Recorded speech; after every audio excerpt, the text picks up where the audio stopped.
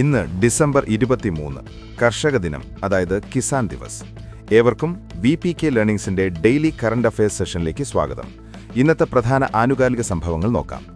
35 മുതൽ 60 വരെ പ്രായപരിധിയിൽ ജോലിയില്ലാത്ത സ്ത്രീകൾക്ക് 1000 രൂപ പ്രതിമാസ പെൻഷൻ നൽകുന്ന പദ്ധതി, സ്ത്രീ സുരക്ഷാ പദ്ധതി. 2024 തൊഴിലുറപ്പ് പദ്ധതിയുടെ മാതൃകയിൽ ബംഗാൾ സർക്കാർ ആരംഭിച്ച തൊഴിൽ പദ്ധതിയായ കർമ്മശ്രീയുടെ പുതിയ പേര് മഹാത്മാശ്രീ.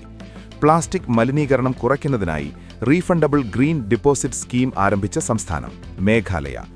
ജീവപര്യന്തം ശിക്ഷ വിധിക്കാൻ സെഷൻസ് കോടതിക്ക് അധികാരമില്ലെന്ന് വിധിച്ച കോടതി സുപ്രീം കോടതി. വീൽചെയറിൽ ബഹിരാകാശത്തേക്ക് പോയ ആദ്യ വ്യക്തി മിഖേല ബെന്റ്ഹൌസ്. 2026 2020 ലോകകപ്പിനുള്ള ഇന്ത്യൻ ടീമിൽ ഇടം പിടിച്ച മലയാളി വിക്കറ്റ് കീപ്പർ സഞ്ജു സാംസൺ.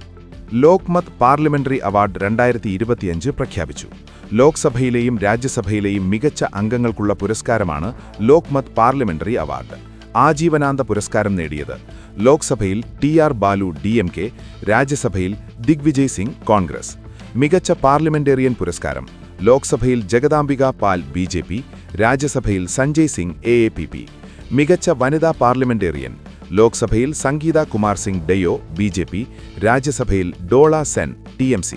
ഇനി ഇന്നലത്തെ ആനുകാലികത്തിൽ നിന്നുള്ള ചോദ്യം. ശാന്തി ബിൽ 2025 ലോക്സഭ പാസാക്കിയതെന്ന് ഉത്തരം കമന്റ് ചെയ്യൂ.